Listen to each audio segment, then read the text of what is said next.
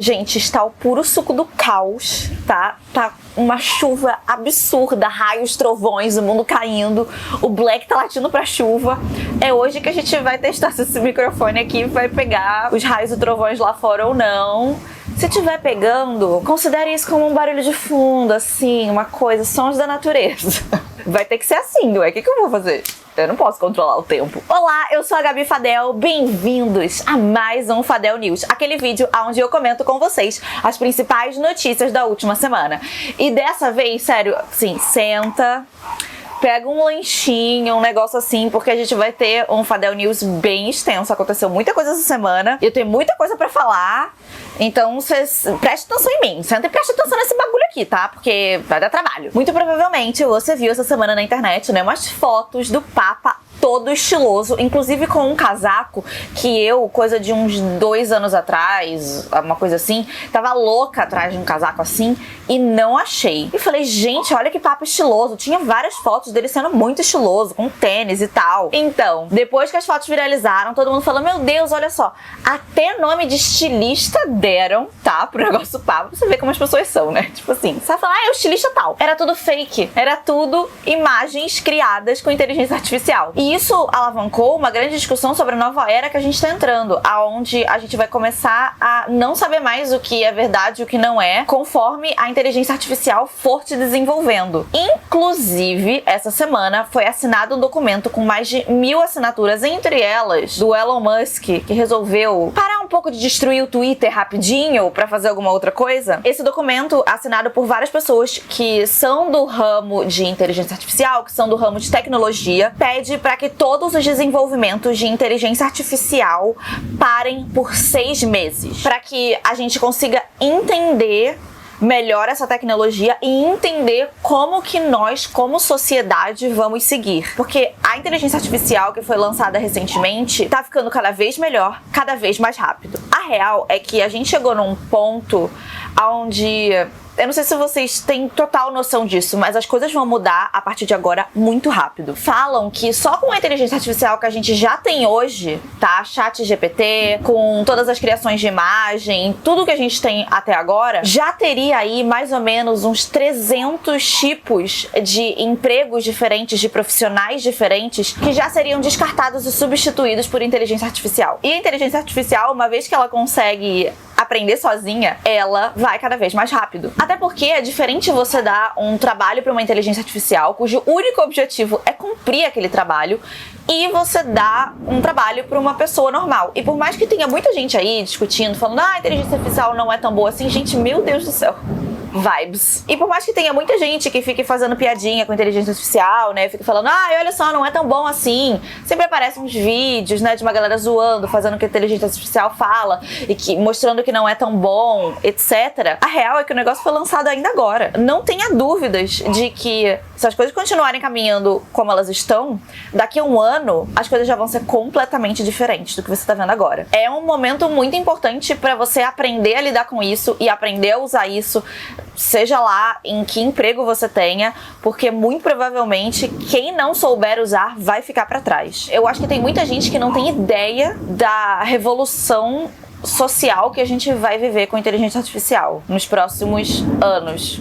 E talvez meses. E aí, já que a gente tá falando de tecnologia, não é mesmo? Não sei se vocês sabem, mas lá nos Estados Unidos eles estão tentando banir o TikTok. Eles estão tentando banir o TikTok dizendo que a China tá tentando roubar dados dos americanos com o TikTok. Caso você não saiba, o TikTok ele é uma empresa chinesa. Mas apesar disso, não tem TikTok na China, tá? Porque a China bane todos os aplicativos e o TikTok, inclusive, é um deles. Teve ali uma sessão do Senado onde eles questionaram o CEO do TikTok com várias perguntas extremamente idiotas, tipo, extremamente idiotas mesmo. Perguntando se o TikTok analisa o rosto das pessoas, aí o CEO do TikTok fala, a gente analisa o rosto das pessoas, né, por exemplo, quando as pessoas usam um filtro. Tem um filtro de óculos que a gente precisa saber onde estão seus olhos. Aí a próxima pergunta foi, por que você precisa saber onde estão os olhos? Você precisa ver as pupilas dilatando? Parecia uma esquete do Porta dos Fundos. Umas atrocidades de uma galera que claramente não entende nada de tecnologia, de aplicativo, de porra nenhuma. E tem muita gente dizendo que, apesar de parecer que já tem menos chance chances agora de que o TikTok seja de fato banido. Isso tudo tá sendo usado pra passar uma lei, que não é exatamente essa lei que baniria o TikTok, mas é uma lei que poderia banir o TikTok, que se chama Restrict Bill, ou Lei Restritiva, tentando traduzir. E nessa lei eles poderiam basicamente banir qualquer aplicativo, e não só aplicativo, software, mas também tecnologias mecânicas, tipo motor, etc. Fosse da China, fosse da Rússia, fosse da Coreia do Norte, de qualquer país que eles considerassem como um inimigo, sem nenhum aviso prévio, só banir. E além disso, se você usasse, por exemplo, um VPN para acessar qualquer uma dessas coisas, você poderia até ser preso ou ter que pagar uma multa de $250 mil. E isso é o mais baixo, porque se eles considerarem que você sabia o que você estava fazendo, pode ser que seja mais alto ainda. E não só isso, tá? Baseado nessa lei, eles poderiam simplesmente investigar qualquer pessoa que eles considerem que está fazendo alguma coisa errada de acordo com essa lei, sem aviso prévio. E eles poderiam usar seu videogame para te investigar, o seu celular para te investigar, seu computador. Até lá nos Estados Unidos é bem comum as pessoas terem, por exemplo, câmera na porta de casa. Eles poderiam olhar até isso. Inclusive, até termostato, que às vezes é conectado na internet pra dizer, tipo, pra Alexa, né, qual é a temperatura que tá em tal lugar. Tem umas coisas assim, uns termostatos que você conecta no Wi-Fi. Até isso eles podiam investigar. O bagulho tá sinistro, tá, gente? Seria um ótimo momento pra cair um raio bem forte, assim, agora. E aí, já que a gente tá nos Estados Unidos, né, que tá o puro suquinho do caos, né, os Estados Unidos, o sonho americano está caindo assim aos pedaços, Donald Trump foi oficialmente indiciado por um crime. Ele, inclusive, vai ser o primeiro presidente norte-americano, ex-presidente no caso, a ser indicado por um crime, depois de ser presidente e tal, né? Acho que antes também, né? Acho que você não pode ter tido crime pra ser presidente, enfim, não sei. Isso foi julgado por um júri, né, que concordou que ele deveria ser, sim, indiciado pelo crime de ter tentado, qual é a palavra que eu quero falar? Quando você dá dinheiro pra alguém pra pessoa ficar quieta, sabe? Sabe? Quando você paga alguém pra pessoa não falar nada e tal. De uma prostituta que ele teria pagado pra ela ficar quieta. E aí, como vocês sabem, o que acontece lá nos Estados Unidos, dá uns meses depois, acontece aqui. Isso não sei se vocês sabem também, mas a gente tem um certo ex-presidente que acabou de voltar pro país, hein? Fica aí, né? Porque aí, né, falando do nosso ex-presidente, eu adoro quando eu consigo fazer conexões. Eu adoro, gente. Eu amo. Falar, ai, gente, olha só como é fluido esse vídeo. Já que a gente tá falando do nosso ex-presidente, já é o terceiro conjunto de joias que descobriram que foi presenteado pela Arábia Saudita pro Bolsonaro. Terceiro. Esse daí, inclusive, ficou escondido numa fazenda do Piquet. Não é o Piquet da Shakira, é outro Piquet. Aparentemente, a gente não gosta muito de Piquets, né? Tem esse nome, a gente já... E falam que dessa vez não tem como ele dizer que ele não sabia, que não podia e tal, porque os outros parece que tinha desculpinha, tipo, ai, não sabia. Mas esse daí falam que não tem como, porque de fato ele foi escondido. Ele recebeu os presentes pessoalmente e escondeu. E a galera tá puta porque falou que ele tava tentando dar uma de esperto. Então, assim, antes ele até podia falar, poxa, eu não sabia que eu não podia ficar com os presentes. Esse daí não tem como. Não tem como. Tomara muito que o que aconteça nos Estados Unidos aconteça aqui também. Que a história se repita, como tem se repetido. É o meu maior sonho. E a gente teve Lollapalooza, né? Nesse final de semana passado. A gente teve Lollapalooza, mais ou menos, porque o Lollapalooza que foi prometido para nós basicamente não existiu. Porque no dia da apresentação do Drake, o Lindo cancelou. Com uma explicação bem maldada, né, uma nota assim bem ruinzinha que o Lollapalooza divulgou, falando, o Drake não vai poder fazer o showzinho dele por circunstâncias imprevistas, que ele tava sem parte da equipe. Que sinceramente, que se foda, né, tá cheio de artista no Brasil, por causa do Lollapalooza, arranja outra equipe. Mas essa foi a desculpinha maldada. Só que já tinha gente, tem uma galera que fica monitorando jatinho de famoso, sabe? Tanto é que tinha um negócio que ficava monitorando no Twitter do jatinho do Elon Musk, que ele ficou puto. Tinha uma galera que monitorou que o jatinho do Drake saiu de Bogotá e não veio pro Brasil. Foi pra Miami. E aí, logo depois, saíram fotos que ele tava numa balada com o 50 Cent naquela noite. Então, tipo assim, foda-se. Cagou pro Brasil real, nem veio pra cá. E aí, fofoca vai, fofoca vem. Foi divulgado que o real motivo do Drake não ter vindo é que ele teria assistido o show da Billie Eilish e que não gostou da vibe da América Latina. não gostou. Que ele considera os fãs brasileiros como muito exigentes, que o público não é animado e que canta as músicas dele errado, com inglês errado. Que, meu filho, pau no seu cu. Além disso, também falaram que ele recebe muito mais dinheiro pra fazer shows, por exemplo, nos Estados Unidos e na Europa, e que lá a galera fica mais ok com um show mais low profile, assim, sabe? Que aqui no Brasil, a galera quer muita coisa, quer luz, quer bailarinos, quer muita coisa, e ele tava ganhando menos dinheiro. E aí, ainda tem uma outra fofoca, né? Que o anti-querido ainda não teria devolvido o pagamento. Porque, assim, quando você contrata artista internacional, aparentemente você tem que pagar antes. E aí ele não veio, daí ele tem que devolver, né? O dinheiro. E que aparentemente não caiu o Pix ainda. Uma hora vai cair, né? Aí já é demais. E é isso, gente. Assim, o cara é um babaca, né? Homem. É complicado, né? Às vezes, homem. Sabe? Difícil. Homem hétero, sabe? Ai, uma coisa tão complicada, gente. Eu cada dia... Desculpa aí você, homem hétero, me assistindo, mas, nossa, vocês são péssimos, assim, sabe? É difícil defender a categoria, sabe? E com isso fica provado que o contrato do Lollapalooza com os artistas é promessa de dedinho. É promessa de dedinho. Cuspe na mão, assim... É uma mensagem, ou você vai, por favor, no meu festival? É isso, assim, vou ver. Então eu vou te anunciar, tá? Porque as pessoas cancelam como se nada. No Rock in Rio não acontece essas coisas. No Rock in Rio vai o Justin Bieber fudido, doente, com a cara torta, fazer show. No Rock in Rio não pode cancelar. Tenho certeza, o Rock in Rio deve ter um contrato fudido. Deve acabar com a vida da pessoa. A pessoa deve vender a alma dela. Você não vai ter sua alma de volta se você não aparecer aqui no Rock in Rio. E aí, falando nos artistas, né, do Lollapalooza, a gente tem um outro drama. Esse drama muito bizarro. Assim, já é o segundo Fadel News consecutivo que eu tenho que falar de artista com símbolo nazista. Que tempos, né? Tinha uma época que eu gravava esse vídeo aqui do Fadel News e era só um negócio tosco, cara. Quando eu comecei, que foi, tipo, acho que eu comecei em 2019, né? Foi antes da pandemia que eu comecei. Gente, era só bobeira. De repente, umas coisas assim que... A Aurora é uma artista não tão grande assim, que se apresentou no Lollapalooza. E aí acontece que rolou ali no Twitter uma gravação aonde divulgaram ali que quando a galera, né, a banda e a Aurora foram dar tchau, né, pro público, o baterista teria feito um símbolo que tá aqui pra você ver. E aí, esse símbolo, tem muita gente que fala que é um símbolo de ok, né, normal, mas esse símbolo também pode ser um símbolo de white pride, que é orgulho branco, que é, obviamente, claramente, não preciso nem te dizer, né, é um símbolo racista. É um símbolo de um grupo racista, supremacista branco. E aí, que foram investigar, sabe? Foram olhar, tipo, pô, será, né? Entraram no Instagram do baterista e lá estava um desenho com várias referências ao nazismo. Não só suástica, como também vários 777, que também é um símbolo que é referente à supremacia branca. E aí também falaram que a gravadora do cara também tinha 777. A galera começou a achar isso tudo muito estranho. E aí a Aurora lançou uma nota dizendo que ela estava muito triste das pessoas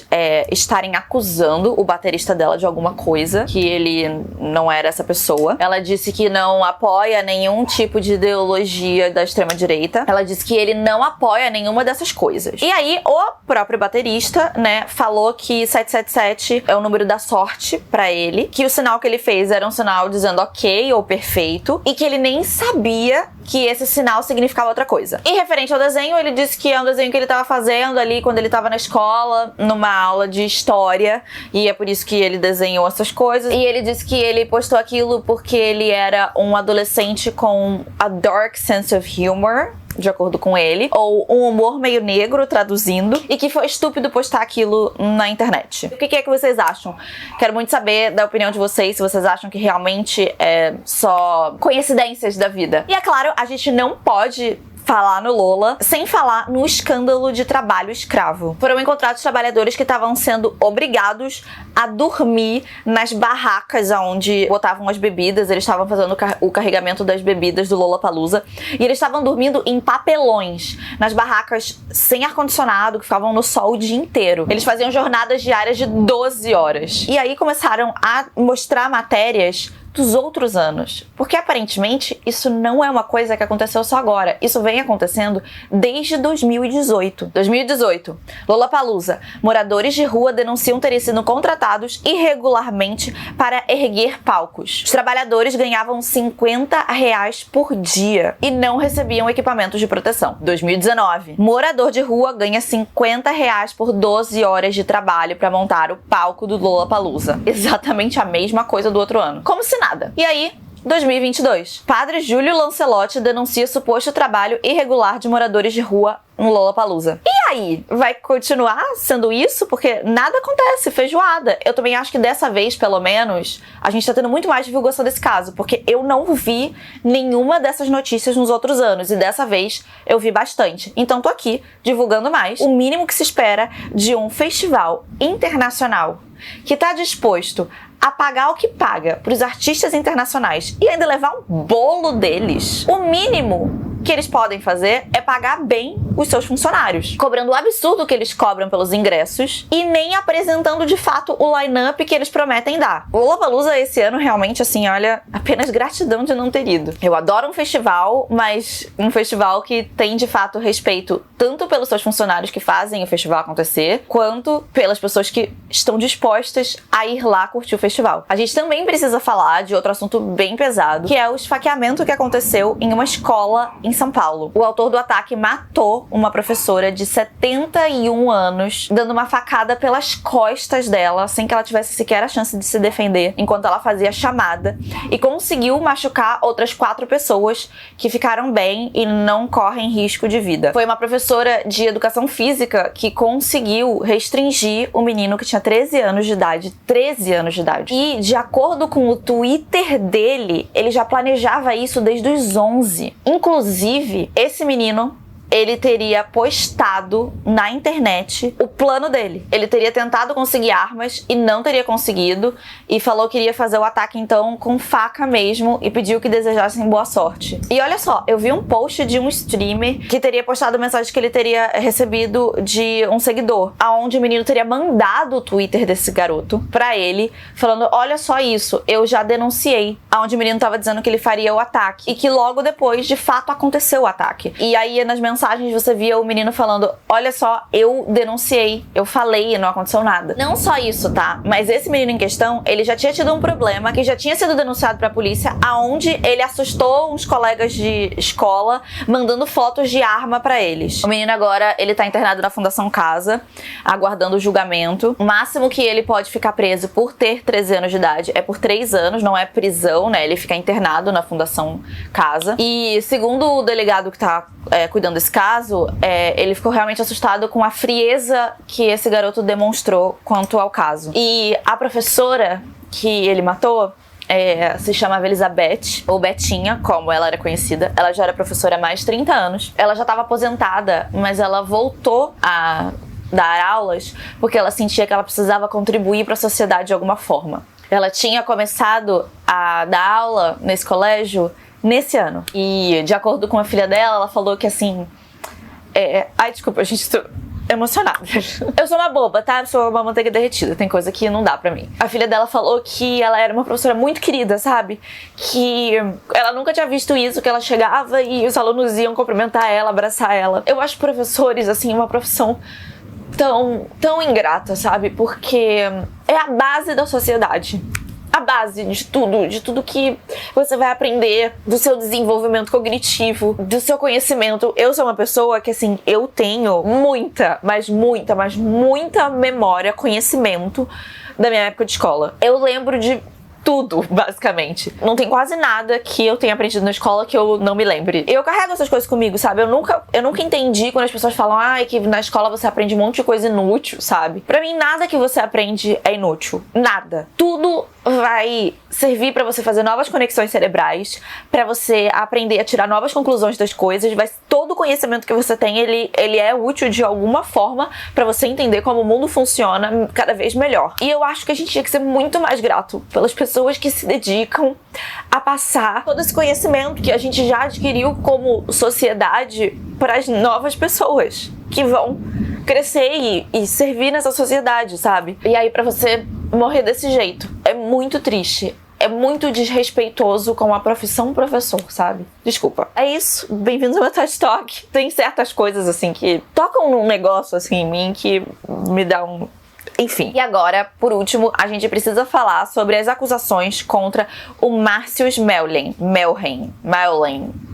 Deveria saber falar o nome dele, né? Sobrenome dele. Por que eu nunca sei falar o nome das pessoas? Bom, saiu uma reportagem bem longa, de 1h30, onde diversas pessoas vêm à tona pra contar as suas histórias com o Március, que era o diretor de humor da Rede Globo, e que foi afastado depois de uma investigação interna. Entre elas, a Dani Calabresa, que foi a primeira pessoa a vir a público a falar sobre isso. E tem várias outras mulheres e homens ali, dando a sua palavra e o seu testemunho junto com as vítimas. E eu espero que esse caso seja um caso que a gente use para desconstruir na nossa cabeça, no nosso cérebro coletivo, a ideia de que mulheres estão fazendo isso porque elas querem alguma coisa, porque elas querem acabar com a vida de alguém. O que é que essas pessoas ganhariam acabando com a vida de alguém? Toda essa exposição, todas as pessoas falando delas, uma campanha para desmerecer elas, dizer que elas são malucas, dizer que elas querem conseguir alguma coisa quanto a isso. Por quê? Tem um monte de gente, coletivamente, indo lá falar do comportamento dessa pessoa. Todas essas pessoas estão mentindo. É um vídeo bem interessante, onde